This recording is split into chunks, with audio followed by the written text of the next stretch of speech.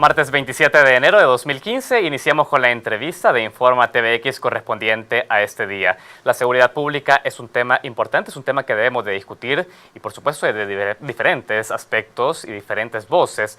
Este día queremos hablar con un funcionario que tiene mucha relación en cuanto a la formación también de los elementos policiales, que al final esos agentes son los que pueden proveer seguridad pública en nuestro país. Estaremos hablando del rol de la Policía Nacional Civil en el contexto de seguridad pública actual. Por eso Jaime Martínez estará conversando. Antes les comento y también quiero recordarles que ustedes pueden estar pendientes y también participar de esta entrevista a través de redes sociales, @expresatvx y @canaltvx son nuestras cuentas en Twitter y también estamos en Facebook. La entrevista la podrá encontrar luego en nuestro canal de YouTube, Expresa TVX, y en repetición esta noche a las 11 de la noche y mañana a las 7 de la mañana. Hablemos del contexto de esta entrevista. Y es que el fin de semana se registraron 3 ataques que dejaron 6 fallecidos y que involucraron la participación de agentes de seguridad pública y supuestos pandilleros. Los agentes se encontraban en licencia y portaban su arma. La semana pasada el gobierno autorizó a policías a disparar sin sufrir consecuencias por ello cuando su vida se encuentre en peligro, entre otra serie de medidas orientadas a endurecer la reacción del Estado contra aquellos que atenten a la integridad de los agentes de seguridad pública. Se ha conocido que al menos 7 policías perdieron su vida en las últimas semanas a causa de ataques provenientes de supuestos pandilleros. La seguridad pública sigue siendo un problema central en la vida de los salvadoreños y las salvadoreñas. Hoy queremos analizar las medidas tomadas desde el gobierno y el rol de la Policía Nacional Civil en esta estrategia. Ya lo he dicho, Jaime Martínez, director de la Academia Nacional de Seguridad Pública, se encuentra con nosotros y me da muchísimo gusto recibir en este espacio de información. Bienvenido, Jaime. Muchas gracias, Saúl. Es un placer estar acompañándole en esta entrevista. Un gusto y un saludo a toda su audiencia. Muchísimas gracias a usted por atender nuestro llamado y también para que venga a hablarnos y poder analizar desde el rol de la academia, la instancia formadora en seguridad pública sobre esta coyuntura que vivimos en el país. Yo lo primero quiero conocer, Jaime, y por ahí sus impresiones sobre esto como funcionario. ¿Considera oportunas las medidas transitorias que el gobierno ha presentado a la Asamblea Legislativa ante esta serie de ataques a policías en nuestro país? Por supuesto que sí. No solo son oportunas, son necesarias, son urgentes y deben tener el carácter de una aplicación inmediata, aunque por supuesto también, como lo ha solicitado el señor ministro, o más bien en este caso fue el encargado de despacho, es decir, haciendo veces del presidente de la República, el señor vicepresidente como encargado de despacho, por iniciativa de él, a través del ministro de Justicia y Seguridad Pública, presentó a la Asamblea Legislativa esta iniciativa de disposiciones transitorias y urgentes para el procesamiento, o sea, enjuiciamiento y ejecución penal, es decir, el cumplimiento de la pena que corresponda a aquellas personas que cometan ilícitos, cometan delitos contra la vida y contra la integridad física, contra la autonomía y la libertad personal de agentes de seguridad pública, militares en funciones de seguridad, fiscales, policías, que también están relacionados con el ejercicio de la función penal. Por supuesto que son urgentes y deben ser, desde mi criterio, respaldadas por toda la población. Yo me siento muy contento de que haya tenido eco en el Gabinete de Seguridad estas propuestas, porque de ahí nacieron la necesidad de dar un mensaje contundente desde el Estado, desde el gobierno, que no se va a permitir que se ataque a los policías a mansalva, de esa manera traicionera como se ha hecho, porque es un atentado contra toda la población. Director, usted ha dicho, ha sido decisiones oportunas y necesitan una inmediata aplicación. Sin embargo, el fiscal general e incluso magistrados de la Sala de lo Penal dicen es importante revisar el plazo que establece el gobierno de reducción de 9 meses a 2 meses en el seguimiento y el proceso judicial contra aquellos que atenten a policías y miembros de seguridad pública. Es decir, están diciendo el plazo se está reduciendo en una cantidad considerable de meses y esto podría dejar como débiles las pruebas ante el sistema judicial. ¿Cómo analiza usted también ese contexto? La importancia también de regular los periodos de investigación y plazo judicial. La propuesta tiene 2 plazos. El primero es la investigación preliminar, que establece que no debe ser más de 2 meses, pero con una prórroga. Puede haber una prórroga de hasta 4 meses. Entonces, primera aclaración es que no es exactamente 2 meses. El idóneo, la propuesta idónea, lo deseable es que se llevara a cabo la investigación preliminar en 2 meses. Luego viene la etapa de la instrucción formal. en la instrucción formal, o se conceden otra vez otros 2 meses, e igualmente se le deja la atribución al juez para que él decida, a petición de la Fiscalía, qué tiempo más necesita. Pero yo creo que poner 2 meses como el parámetro, digamos, de la investigación preliminar, más 2 meses de investigación de la instrucción formal, que nos llevaría a un término de 4 meses para que a más tardar en 6 meses, en lo que se programa la audiencia de juicio, pudiera estar debidamente procesada la persona, sin que se le vulneren el resto de sus garantías constitucionales. Eso es muy importante. Recordemos que es una respuesta que el Estado está dando, que quiere demostrar contundencia, que quiere demostrar una protección directa a los funcionarios de seguridad pública, pero sin renunciar. No puede dejar a la persona sin defensa. Por ejemplo, tiene derecho a defensa, tiene derecho a presunción de inocencia, aportar prueba, etcétera. Pero poner esos 2 meses es un desafío para toda la institucionalidad. El primer desafío es la propia PNC, de las capturas inmediatas que debe hacer, porque recordemos que estos suelen ser casos que debe actuar inmediatamente para detener en flagrancia. Correcto. Si hablamos de un ataque a policías, la PNC debe demostrar la capacidad que ya está demostrando de detener rápidamente a las personas. Ahora bien, el desafío es que se sepa detener a los que son, que se trabaje coordinadamente la inteligencia policial, la investigación y las unidades élites de detención. Perfecto. Usted ya ha hecho una importante aclaración, Sí. la necesidad también de articular los esfuerzos dentro de todo el sistema de seguridad pública, ha dicho. Claro. Hay un tema, y es que esta estrategia puede verse también como en clave reactiva ante la cantidad de asesinatos que se produjo contra policías las últimas semanas. Y vemos que hay un endurecimiento de penas, hablamos de una validación por parte del gobierno para que los policías puedan hacer uso de sus armas en licencia tal como está establecido. ¿Usted cómo está viendo ese tipo de medidas para atender a la situación contra los agentes de seguridad pública? ¿Resuelve el problema esto, director? Bueno, mire, agravamiento de penas no ha habido, porque ya el Código Penal establece penas de las más extensas, de las más amplias, cuando se trata de un homicidio agravado en este caso, que el agravamiento le viene por atacar a un policía o a un funcionario. Endurecimiento de la medida contra quien es capturado y llevado a la cárcel. Entendemos que hay una serie de medidas. Sí, porque nos referimos solo a una parte de la propuesta legislativa, la propuesta del decreto ejecutivo transitorio. Por una parte es los plazos, volver más eficaz, más eficiente y más rápido el procesamiento. Pero la otra parte es el cumplimiento de la pena, que en este caso sería tanto la detención como la pena de prisión, que inmediatamente la persona que sea encontrada culpable de estos actos va a tener que ser sometida a al régimen de máxima seguridad. Y esa persona, entre otras cosas, significa que va a estar aislado, que va a tener visitas, pero la visita de sus familiares no van a tener contacto físico, va a estar a través de un vidrio, muy reguladas, no va a tener acceso a medios televisivos, sí tendrá acceso a comunicación escrita, pero será previamente controlada. Y no va a tener tampoco visita íntima. Entonces esas son las restricciones que se le impondrían, así como una serie de restricciones de tipo procesal. Por ejemplo, los beneficios penitenciarios a los que tiene derecho cualquier otra persona, como puede ser la suspensión de la ejecución de la pena, la suspensión condicional de la misma, así como la libertad condicional o libertad condicional anticipada, no operará en estos casos. Entonces el mensaje es muy claro, y si bien es cierto, es reactivo, pero es que es claro, el Estado tiene que reaccionar frente a esta situación y hacerse cargo también como Estado, como gobierno, de que esta es una medida de reacción y que el tema de la seguridad pública se va a resolver de otra manera, no solamente con las acciones policiales, ni siquiera solo con la reacción del sistema penal. El sistema penal, y eso quiero recalcarlo, el sistema penal siempre es reactivo. Siempre llega tarde, siempre llega después de que se comete el delito.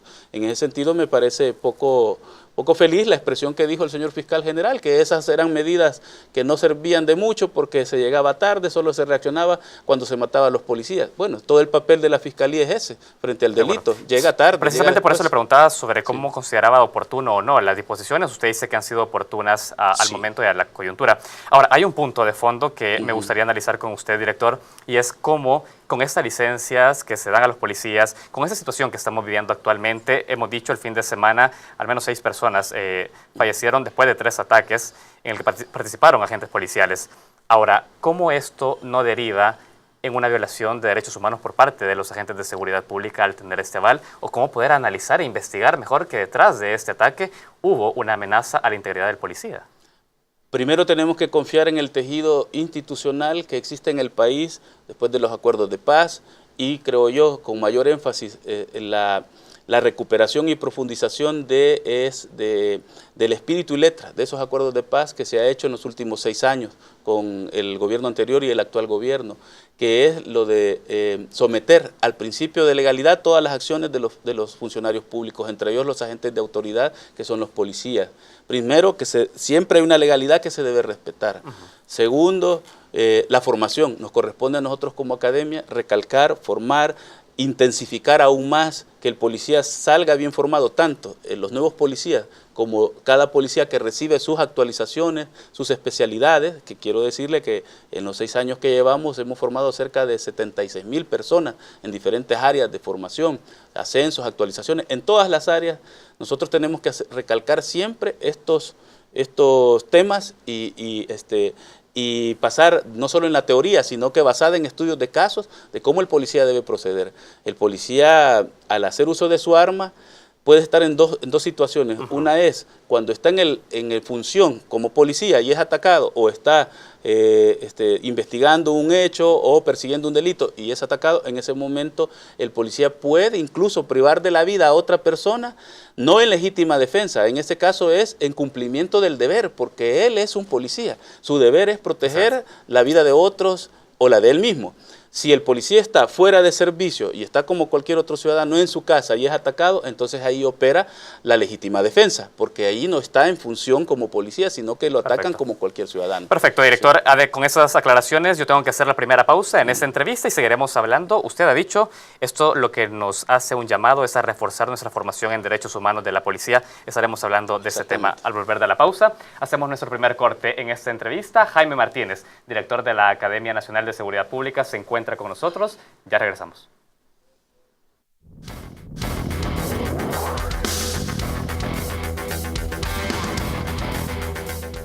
Continuamos con la entrevista de Informa TVX. Jaime Martínez, director de la Academia Nacional de Seguridad Pública, nos acompaña. Estamos analizando la coyuntura en seguridad pública y también el rol que cumple la Policía Nacional Civil en esta materia. Director, usted ya hacía algunas precisiones sobre las disposiciones transitorias que presentó el gobierno la semana pasada. Quiero que sigamos hablando de eso porque usted dijo algo importante antes de salir al corte.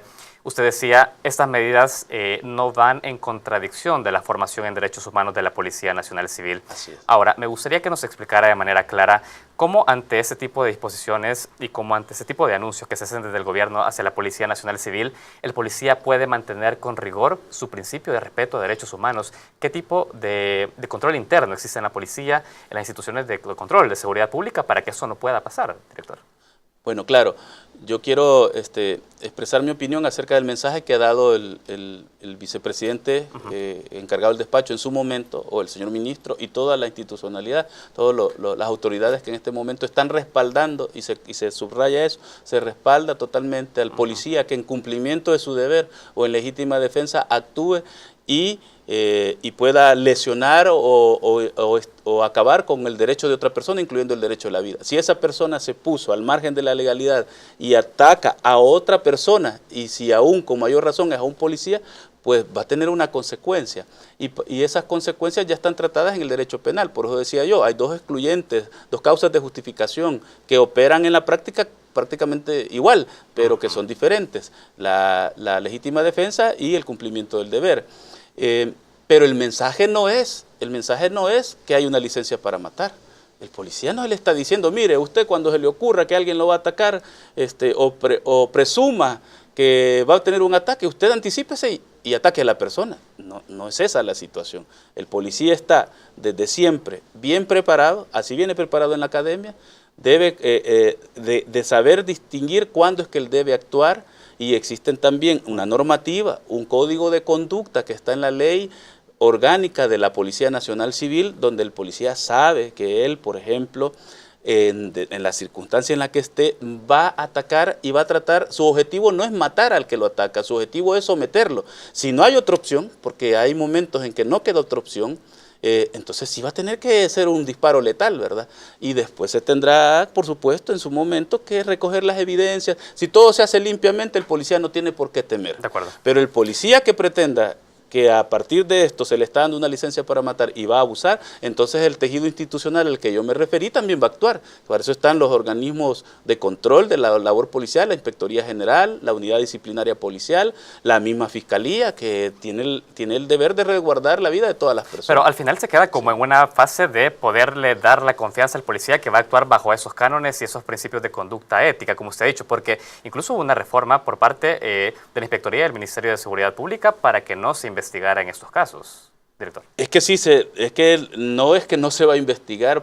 Si en cada caso, en cada circunstancia, depende de lo que la investigación preliminar establezca. Si está claro, como ha sucedido en varios de los episodios, que hubo un ataque a mansalva, a traición, que el policía lo que hizo fue defenderse y ha sabido repeler, y en esa defensa que él tuvo causó lesiones graves o hasta la muerte de sus atacantes, y inmediatamente hay testigos de eso, inmediatamente la prueba balística, ¿cómo se llama? El recogido de la prueba de la planimetría que se haga y todo, demuestra que eso es así. El policía no tiene por qué temer nada y inmediatamente va a estar a lo mejor en un resguardo temporal en la misma unidad policial, mientras la Fiscalía termina de investigar y presenta ante el tribunal correspondiente una solicitud de exoneración por esta actividad del policía. Queda muy claro, director. Quiero leerle redes sociales porque también tenemos participación del público. Hemos consultado también cuál es la opinión de las personas y también de nuestros televidentes sobre esta discusión en el país. Marina, @ChentinaSB, nos dice: la clave está en la frase defensa propia. Incluso cualquiera debería poder hacerlo si es ese el fin, es lo que nos dice. Carlos, @Clavel, CARL Clavel, nos dice: lastimosamente las pandillas tienen el poder de bajar y subir los homicidios, así que no hay otra que negociar. Francesca Mata, @MataFrancesca, nos dice: ¿podría explicar y profundizar en qué situaciones podrían responder en defensa propia los policías? Y por último, Carla Comado, @Carly_Comado, nos dice: darle facultad de disparar es casi como regresar en el tiempo y que la PNC sea represiva con los civiles y que haya abuso. Sus intervenciones las estamos leyendo a través de nuestras cuentas, @ExpresaTVX, @CanalTVX. Gracias por participar. Director, ¿algún comentario? Sí, una de las preguntas decía: ¿en qué circunstancias es que se puede hacer ejercicio de la legítima defensa o del cumplimiento del deber al que me he referido? Pues eso ya está establecido en el derecho penal, en la doctrina y en la legislación. No cualquier reacción ante un ataque se puede reputar y se puede probar después que es legítima defensa o cumplimiento del deber, sino que hay ciertas condiciones que el derecho exige. El policía va en la calle, está haciendo su labor de patrullaje, o el policía está en su casa y no está perjudicando a nadie. Entonces viene una tercera persona, que sin causa alguna, sin motivo, sin provocación previa, decide deliberadamente y voluntariamente atacar a ese policía. Entonces se reúne el primer requisito: que haya una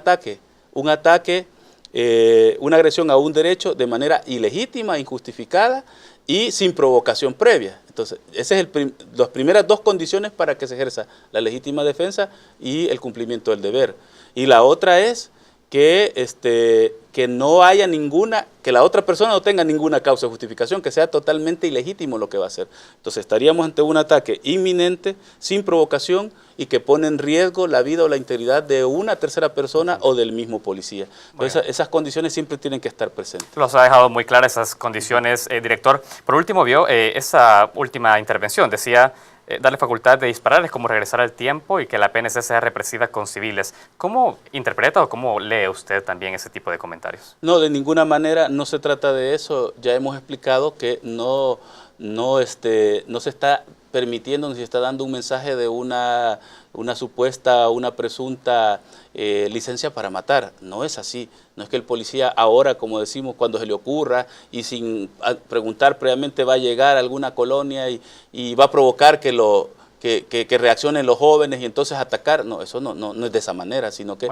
estamos hablando de casos extremos, de los casos límites a los que estos delincuentes han llevado al Estado a reaccionar de esta manera, pero el Estado de Derecho siempre tiene que seguirse respetando. Excelente. Director, vale destacar que el gobierno ha impulsado medidas de carácter preventivo como la policía comunitaria también. Ahora, quisiera que podamos analizar eso en las comunidades, cómo ese tipo también de medidas podrían estar haciendo eco, teniendo en cuenta que lo que se busca con la policía comunitaria comunitaria es generar confianza en la comunidad, Sí. pero también está comprobado que muchas pandillas incluso tienen relaciones muy cercanas a policías porque surgen de la misma comunidad, director. Sí. ¿Cómo esta relación interpersonal también juega a la hora de establecer una estrategia de intervención en la comunidad?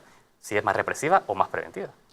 El enfoque de la policía comunitaria no debería de verse desde mi punto de vista como algo, como decirle, novedoso o como algo que viene a desnaturalizar la función policial, sino que más bien como lo normal, lo común que debería tener toda policía contemporánea, toda policía profesional y toda policía dentro de una democracia y un Estado de Derecho. El enfoque de la policía comunitaria, policía de proximidad o policía de cercanía, el nombre que se le dé, es la policía que está operando en todas partes del mundo, con sus diferencias, con sus ajustes según cada circunstancia. En el caso de El Salvador, como usted dice, un gran problema es la extensión que tiene el fenómeno de las maras o pandillas, que eso hay que reconocerlo, es un grave problema, una grave extensión, que inició desde que se cometió el gravísimo error de atacar a la pandilla solo por la vía de las manos duras y la super mano dura. Eso es indiscutible, por más que se quiera decir que también el gobierno anterior se contribuyó con la llamada tregua a expandir más el poder de las pandillas, puede ser que sea cierto, pero la verdadera expansión de las pandillas comenzó en el 2003 cuando se lanzó los planes mano dura y super mano dura. Y a partir de ahí, efectivamente, en todo el territorio del país encontramos el fenómeno presente. La policía tiene un gran reto ahí, tiene el reto de generar confianza en la población y esa misma confianza en las comunidades, en las directivas comunales, hará que también estas directivas tengan el cuidado ellos mismos de no permitir, por ejemplo, que sean cooptados por los mismos pandilleros que en algunos casos van a tratar de hacerlo, pues para tener presencia en la relación con la policía ellos mismos. Entonces eso no debe permitirse. Me dicen que el tiempo se nos ha agotado, director Jaime Martínez. Ha sido importante que usted pueda venir como funcionario también público y de gobierno y conocer también sus reacciones sobre esta propuesta de disposiciones transitorias hacia la Policía Nacional Civil y sobre toda esta situación en específico, más bien. Quiero agradecerle su tiempo. No, muchas gracias a ustedes, Saúl, y gracias a TVX por esta invitación. Es un honor estar acá. Muchísimas gracias. También a ustedes que nos acompañaron durante esta entrevista. Tenemos más para compartirle desde Informa TVX. Antes, hacemos una pausa. Ya regresamos.